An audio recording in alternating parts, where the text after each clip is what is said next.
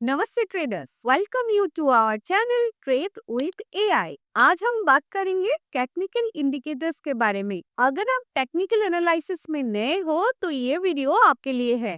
Technical indicators एक ऐसा tool है जो कि ट्रेडर्स को मार्केट की डायरेक्शन एंड ट्रेंड्स को समझने में मदद करता है। ये इंडिकेटर्स चार्ट पे प्लॉट किया जाता है और हमें मार्केट की प्रेडिक्शन करने में मदद मिलता है। टेक्निकल इंडिकेटर्स कई टाइप के हैं, जिनमें से कुछ इम्पोर्टेंट है trend indicator, momentum indicator, volume indicator, volatility indicator. Trend indicator trend की डायरेक्शन के संकेत देने वाली ट्रेडिंग टूल है। इनका इस्तेमाल ट्रेडर अपने स्ट्रेटेजी बनाने में यूज करते हैं। ट्रेंड इंडिकेटर प्राइस ट्रेंड के बारे में ज्यादा जानकारी हासिल करने में मदद करता है।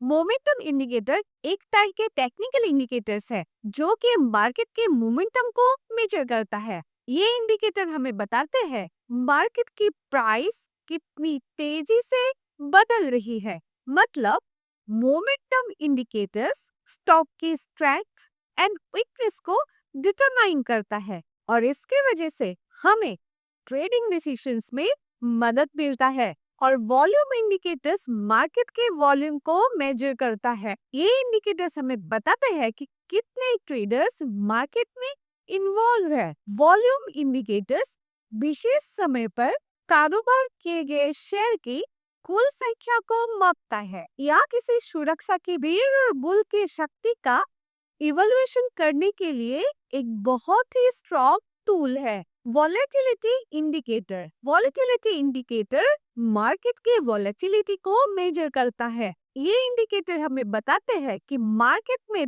प्राइस कितनी तेजी से बदल रही है। मार्केट प्राइस जितनी तेजी से बदलते हैं, अस्थिरता उतना ही अधिक होता है और कीमत भी उतने ही धीमे होते हैं। अभी बात करते हैं लीडिंग एंड लैगिंग इंडिकेटर की। लीडिंग इंडिकेटर हमें फ्यूचर प्राइस मूवमेंट को प्रेडिक्ट करने में मदद करता है। ये इंडिकेटर मार्केट की ट्रेंड एंड मोमेंटम को समझने में मदद करता है। ये इंडिकेटर हमें बाई एंड सेलिंग सिग्नल्स भी देते हैं, लेकिन यहाँ पर प्रोबेबिलिटी ऑफ सक्सेस कम हो सकता है।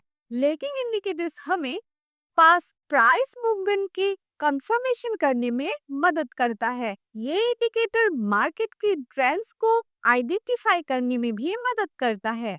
लैगिंग इंडिकेटर्स प्रीवियस प्राइस और चार्ट्स को एनालाइज करके बाई और सेलिंग सिग्नल्स देता है। ट्रेंड इंडिकेटर्स का और दो इम्पोर्टेंट की इंडिकेटर्स है, moving average and MACD। Moving average and MACD एक लीडिंग इंडिकेटर है जो कि शेयर की एवरेज प्राइस को कैलकुलेट करता है over a specific period of time. इस इंडिकेटर को हम ट्रेंड को आइडेंटिफाई करने में और मार्केट के डायरेक्शन को प्रेडिक्ट करने के लिए यूज करते हैं। सो फ्रेंड्स, क्यों इसे मूविंग एवरेज बोला जाता है? मूविंग एवरेज इसीलिए बोला जाता है कि शेयर की प्राइस मूव होती रहती है। हर एक दिन में ये प्राइस अलग अलग होते हैं और इसीलिए इसे मूविंग एवरेज बोला जाता है। मूविंग एवरेज के भी कई टाइप्स है, जिनमें से कुछ इम्पोर्टेंट है simple moving average, exponential moving average. Simple moving average की सबसे सिंपल टाइप है जो कि एवरेज प्राइस को कैलकुलेट करता है over a specified period of time. और एक्सपोनेंशियल मूविंग एवरेज की एक एडवांस टाइप है जो कि रिसेंट प्राइस मूवमेंट को और ज्यादा वेट देती है। मूविंग एवरेज से हम ट्रेंड आइडेंटिफाई करने में मदद ले सकते हैं। मूविंग एवरेज हमें सेल और बाय सिग्नल्स देते हैं। हम स्टॉप लॉस को मूविंग एवरेज के बिलो या अबव सेट कर सकते हैं। और एक पॉपुलर लीडिंग इंडिकेटर है MACD। MACD मूविंग एवरेज की कन्वर्जेंस और डाइवर्जेंस को मेजर करता है। MACD एक इस प्रकार का इंडिकेटर है जो कि trend following and trend identify indicator का एक मिश्रण है। So let's show you example for moving average, यहाँ मैंने एक स्टॉक की प्राइस ली है, यहाँ आप देख रहे हो day, price and moving average. तो डे 1 में प्राइस था 100, डे 2 का प्राइस था 102, डे 3 का प्राइस है 104, डे 4 का प्राइस है 106 एंड डे 5 का प्राइस है 108, डे 6 का प्राइस है 110, डे 7 का प्राइस है 112, डे 8 का प्राइस है 114, डे 9 का प्राइस है 116, डे 10 का प्राइस है 118। तो यहाँ पे हमने 10 दिन का अलग अलग प्राइसेस ले लिया है। तो अभी हमें मूविंग एवरेज निकालना है, तो हम 5 डेज का मूविंग एवरेज निकाल सकते हैं। I will show you the calculation. 5 days का मूविंग एवरेज निकालने के लिए हमने डे 1 से लेके डे 5 को प्लस किया और 5 से डिवाइड किया। 5 डेज का मूविंग एवरेज आया हमारा 104, 104। अगर अभी हमें 6 डेज का मूविंग एवरेज निकालना है तो हमें सेकेंड डे से लेके 6 डे तक प्लस करना है और 5 से डिवाइड करना है। अगर हम ये कैलकुलेशन करते हैं तो हमारा मूविंग एवरेज निकलता है 106। और ऐसे ही अगर हमें 7 डेज का निकालना है तो we will calculate from day 3 to day 7. So basically हम क्या कर रहे हैं? We are moving the range. So इसीलिए इसको moving average बोला जाता है। दोस्तों, हमने आपको MACD के बारे में बताया कि MACD का यूज क्या है, MACD स्ट्रेटेजी यूज कैसे करते हैं। अभी हम आपको प्रैक्टिकली बताएंगे कि MACD स्ट्रेटेजी यूज करके कैसे हम ट्रेडिंग डिसीजंस ले पाते हैं। तो ये हमने एक निफ्टी 50 का चार्ट लिया है, 15 मिनट्स का कैंडल्स। तो यहाँ पे अभी इंडिकेटर्स में जाके हम MACD इंडिकेटर्स सिलेक्ट कर लेते हैं। तो यहाँ पे आप देख रहे हो हमने MACD सिलेक्ट कर लिया। तो अभी ये जो पॉइंट है, यहाँ पे 2 लाइन्स आप देख रहे हो, एक ब्लू और एक ऑरेंज, और ये जो बार देख रहे हो इसको हम बोलते हैं हिस्टोग्राम। तो अभी मैं आपको बताती हूँ, सेटिंग्स में आपको दिखाती हूँ। जैसे यहाँ पे जो इनपुट्स दिया हुआ है 12, 26, 9, तो ये बाय डिफॉल्ट है। और यहाँ अगर स्टाइल में जाएंगे तो हमें पता चलेगा जो MACD लाइन है वो ब्लू कलर की है, ये हो गया MACD लाइन। जो सिग्नल लाइन है ऑरेंज कलर की है, ये हो गया सिग्नल लाइन। और जो जीरो लाइन है वो मोजाइक है। तो यहाँ हम सेट कर लेते हैं। और दोस्तों, हमने आपको बताया था MACD हमें क्या पता लगाने में मदद करता है। MACD हमें price trend, overbought, oversold, entry exit signal और डाइवर्जेंस पता लगाने में मदद करता है। अभी ट्रेंड हम MACD से कैसे आइडेंटिफाई कर पाएंगे? अगर ये ब्लू लाइन जो है मीन्स MACD लाइन, अगर MACD लाइन सिग्नल लाइन के ऊपर से आता है, सिग्नल लाइन के ऊपर से आता है, तो हमें पता चलता है कि एक बुलिश ट्रेंड है। तो ये आप देख रहे हो यहाँ पे सिग्नल लाइन के यहाँ पे क्रॉसओवर हुआ है। MACD लाइन सिग्नल लाइन के लाइन को नीचे से क्रॉसओवर किया है और यहाँ आप देख रहे हो ये ट्रेंड अब चला गया, मतलब ये एक बुलिश ट्रेंड है। और यहाँ MACD लाइन ने यहाँ पे फिर से क्रॉसओवर लिया है, ये ऊपर से क्रॉस किया है। तो जब जब जो ऊपर से क्रॉस हुआ तो यहाँ पे हमें पता चल रहा है कि ये एक बेयरिश ट्रेंड है। इस क्रॉसओवर ने हमें ये सिग्नल, बाइंग सिग्नल दिया, और इस ये पॉइंट में इस क्रॉसओवर में हमें सेल सिग्नल मिला। तो नेक्स्ट हो गया MACD लाइन सिग्नल लाइन के ऊपर होने से हमें बाइंग सिग्नल मिल गया, और MACD लाइन अगर सिग्नल लाइन के नीचे हो तो हमें सेल सिग्नल मिल जाता है। And one more important thing, जहां जहां MACD लाइन जीरो लाइन से बहुत दूर पर, जी ये हो गया जीरो लाइन से बहुत दूरी पर क्रॉसओवर लेता है, तब उस सिग्नल का एक्यूरेसी होता है। जैसे जैसे ये क्रॉसओवर बहुत ही पास हुआ, लेकिन ये क्रॉसओवर जो है वो काफी दूरी में हुआ है, सेम दिस पॉइंट। तो इन दोनों पॉइंट का एक्यूरेसी ज्यादा होता है। One more important thing is, एक लेवल के बाद, जैसे इस एक लेवल में क्रॉसओवर हुआ, उसके बाद जो नेक्स्ट क्रॉसओवर होता है तब हमें ओवरसोल्ड मींस सेल सिग्नल या फिर ओवरबॉट बाई सिग्नल मिलता है। और एक एमएससीडी का इम्पोर्टेंट पॉइंट है डाइवर्जेंस। जैसे कभी कभी एमएससीडी लाइन ऊपर ऊपर की तरफ ऊपर जा रहा है, अप ट्रेंड में जा रहा है, लेकिन उसी टाइम में आप देख रहे हो ये एक डाउन ट्रेंड की ओर आ रहा है। तो ये जो डाइवर्जेंस है उससे भी हम ट्रेडिंग डिसीजंस ले पाते हैं। हेलो दोस्तों, दोस्तों यहाँ पे अभी मैंने एक चार्ट ले लिया है और इस चार्ट के जरिए हम आपको दिखाने वाले हैं कि मूविंग एवरेज स्ट्रेटेजी कैसे यूज होता है और इस स्ट्रेटेजी को यूज करके कैसे हम ट्रेडिंग डिसीजंस या इन्वेस्टमेंट डिसीजंस ले सकते हैं। तो अभी इस चार्ट में हम मूविंग एवरेज इंडिकेटर प्लॉट करेंगे।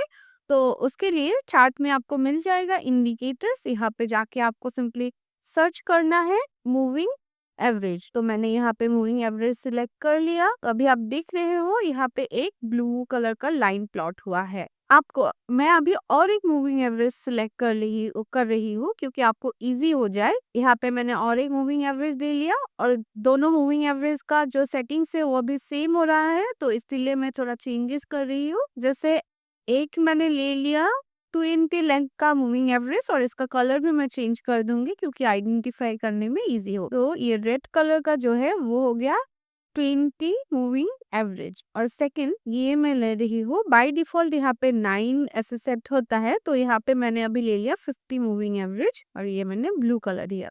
दोस्तों अभी आप देख रहे हो दो लाइन प्लॉट हुआ है। ये जो चार्ट है यहाँ पे दो लाइन प्लॉट हुआ है।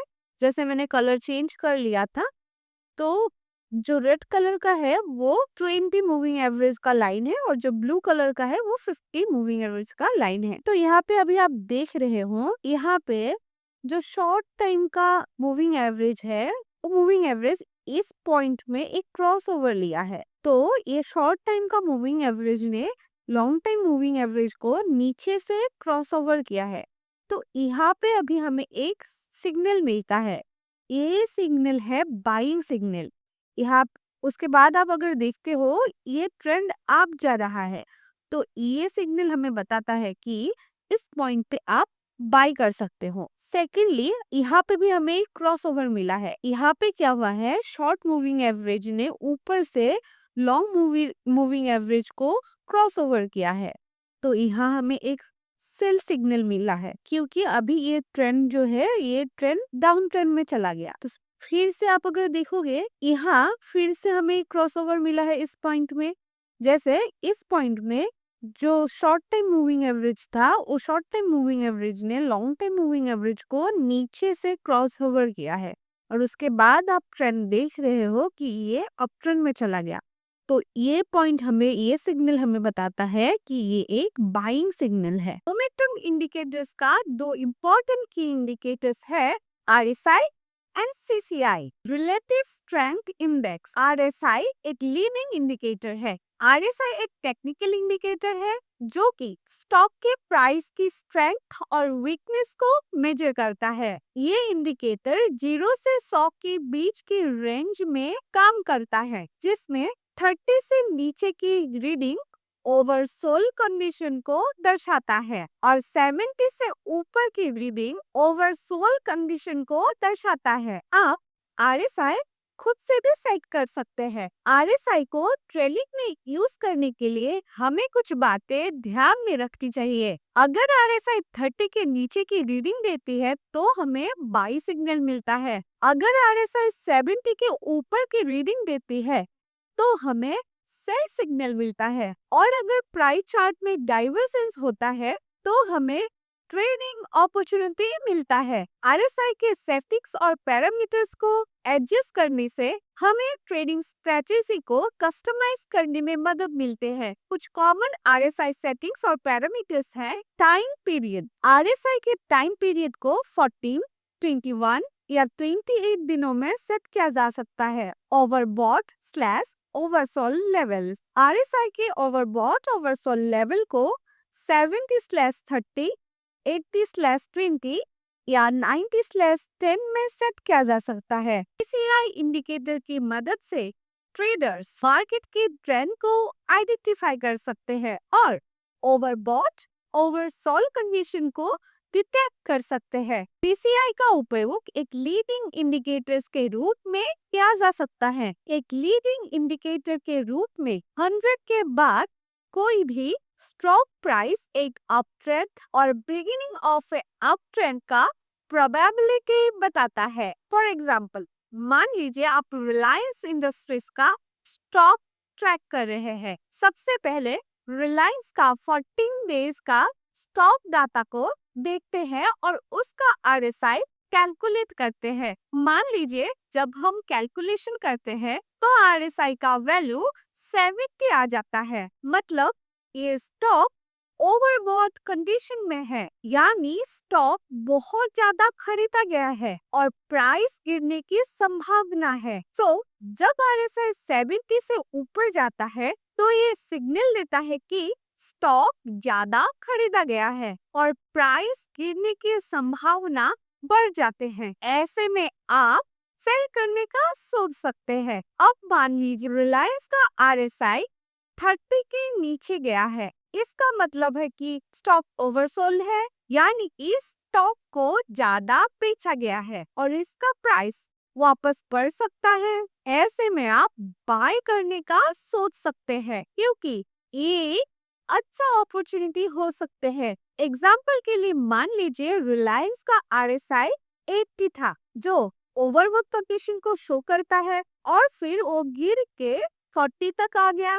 ये दिखाता है कि स्टॉक पहले ओवरबॉट था और अब ओवरसोल्ड हो गया। तो ये एक पोटेंशियल बाइंग अपॉर्चुनिटी हो सकती है। जब आरएसआई 70 के ऊपर हो तो आप सेल कर सकते हैं और जब आरएसआई 30 के नीचे है तो आप बाई कर सकते हैं। और ऐसे ही जब सीसीआई का वैल्यू +100 के ऊपर जाता है तो ये इंडिकेट करता है कि स्टॉक ओवरबॉट है, मतलब स्टॉक को ज्यादा खरीदा गया है और प्राइस गिरने की संभावना हो सकती है। ऐसे में आप सेल करने का सोच सकते हैं क्योंकि ये टाइम हो सकता है जब मार्केट का करेक्शन हो। अब मान लीजिए सीसीआई का वैल्यू -150 का नीचे गिरा है, ये बताता है कि स्टॉक ओवरसोल्ड है, यानी स्टॉक को ज्यादा बेचा गया है और प्राइस ऊपर बढ़ सकता है और ये एक अच्छा बाइक अपॉर्चुनिटी हो सकता है। एग्जाम्पल के लिए मान लीजिए एप्पल का सीसीआई वैल्यू +120 था, जो ओवरबॉट कंडीशन को शो करता है। जब सीसीआई गिरकर -100 तक आता है तो ये सिग्नल दे रहा है कि स्टॉक ओवरसोल्ड हो गया और ये एक पोटेंशियल बाइंग अपॉर्चुनिटी हो सकती है। आप जब सीसीआई वैल्यू +100 के ऊपर हो तो सेल कर सकते हैं और जब सीसीआई वैल्यू -100 के नीचे है तो बाय कर सकते हैं। तो दोस्तों, मैंने आपको आरएसआई के बारे में बताया। अभी यहाँ पे मैं आपको एक चार्ट में आरएसआई प्लॉट कैसे करते हैं वो दिखाऊंगी और यहाँ पे और एक छोटा सा इंफॉर्मेशन आपके साथ शेयर करना चाहती हूँ। आरएसआई को डेवलप किया था सर जे वेलेस विल्डर जूनियर ने 1978 में और आरएसआई एक मोमेंटम इंडिकेटर है जो कि प्राइस किस कंडीशन में है, ओवरबॉट है या ओवरसोल्ड है, कौन सा कंडीशन में है वो हमें बताते हैं। आइए अभी चार्ट पे आरएसआई प्लॉट करते हैं। सो सिंपली आप इंडिकेटर्स पे जाइएगा, यहाँ पे आरएसआई सर्च कीजिएगा और यहाँ पे अभी आरएसआई प्लॉट हो गया है। आरएसआई एक ऑक्सीलेटर की तरह काम करते हैं जो 0 से 100 के बीच के रेंज में ऑक्सीलेट करता है। जब भी आरएसआई 70 के ऊपर जाता है उस कंडीशन में हम बोल सकते हैं कि मार्केट ओवरवाइड हो चुका है और जब भी 30 के नीचे होता है तब आरएसआई ओवरसोल्ड हो चुका है। तो अभी हम प्रैक्टिकली यहाँ पे देखते हैं, जैसे इस पॉइंट में आरएसआई 70 के ऊपर है तो इसका मतलब ये ओवरवाइड है। तो इस पॉइंट में ये हमें एक सेल सिग्नल देता है और जैसे कि यहाँ आरएसआई 30 के नीचे है तो इस पॉइंट में हमें एक बाइंग सिग्नल मिल रहा है। जैसे आप देख सकते हो इस पॉइंट में ट्रेंड भी अप हो रहा है और इस पॉइंट पे भी अगर आप देखते हो तो आरएसआई 70 के ऊपर है और ये ट्रेंड भी डाउन हो रहा है। तो RSI प्लॉट करके हम किस पॉइंट पे हमें एंट्री करना है उसका अनुमान लगा सकते हैं। सो दोस्तों अभी हम देखते हैं कि CCI कैसे प्लॉट होता है। तो यहाँ पे मैंने एक चार्ट ले लिया है निफ्टी 50 का और अभी हम यहाँ पे CCI प्लॉट करेंगे। जैसे ही आप इंडिकेटर्स में जाते हो वहाँ पे आप सर्च कर सकते हो CCI कमोडिटी चैनल इंडेक्स। तो हमने यहाँ पे CCI को सिलेक्ट कर लिया और यहाँ अभी आप देख रहे हो CCI यहाँ पे प्लॉट हो गया है। जैसे कि यहाँ का सेटिंग जो है वो बाय डिफॉल्ट सेट है, तो यहाँ पे हम कुछ चेंज नहीं करेंगे। तो यहाँ पे आपने देखा कि CCI यहाँ चार्ट पे प्लॉट हो गया। तो CCI भी हमें एक्चुअली ओवरबॉट और ओवरसोल्ड कंडीशन को दर्शाता है। जैसे ही CCI +100 के ऊपर चला गया तो ये एक ओवरबॉट कंडीशन है। तो इस पॉइंट पे हमें सेल करना है, क्योंकि आपने देखा ओवरबॉट कंडीशन के बाद ये धीरे धीरे डाउन ट्रेंड में आ गया और जैसे ही CCI -100 के नीचे चला गया इस पॉइंट पे, तो ये हमारे लिए एक बाइंग सिग्नल होता है। इस पॉइंट पे ओवरसोल्ड कंडीशन है, तो इस पॉइंट पे अगर हम बाई करते हैं तो हमें एक अच्छा एंट्री मिल सकता है। जैसे आपने देखा ये धीरे धीरे ये ट्रेंड अप ट्रेंड में चला गया। वॉलेटिलिटी इंडिकेटर्स के दो इम्पोर्टेंट इंडिकेटर्स है, average true range ATR and VIX. ATR market की ट्रू रेंज को मेजर करता है। ट्रू रेंज की कैलकुलेशन में हाई, लो और प्रीवियस क्लोज के प्राइस को इंक्लूड किया जाता है और विक्स मार्केट की एक्सपेक्टेड वॉलेटिलिटी को मेजर करता है। विक्स की कैलकुलेशन में ऑप्शंस के प्राइस को इंक्लूड किया जाता है। ATR को कैलकुलेट करते वक्त हम ट्रू रेंज को पहले कैलकुलेट करते हैं। ATR की कैलकुलेशन कुछ इस तरीके से होती है। True range equal max high minus low, comma high minus previous close, comma previous close minus low. अब ATR को कैलकुलेट करने के लिए हम ट्रू रेंज का एवरेज निकालते हैं। अगर हम 14 पीरियड्स का ATR कैलकुलेट करना चाहते हैं तो हम 14 डेज का ट्रू रेंज का एवरेज लेंगे। एग्जाम्पल, मान लो एक स्टॉक का प्राइस कुछ इस तरीके से है। डे 1 में हाई प्राइस है 100, लो प्राइस है 90, क्लोज प्राइस है 95। डे 2 का हाई प्राइस है 105, लो प्राइस है 92, क्लोज प्राइस है 100। डे 3 का हाई प्राइस है 110, 98 एंड 105। डे 4 का हाई प्राइस 115, लो प्राइस 100, क्लोज प्राइस 110। डे 5 का 120, 105, 115। डे 1 का true range calculation, true range is equal max high minus low, high minus previous close minus low. So here is the calculation you are seeing in the screen.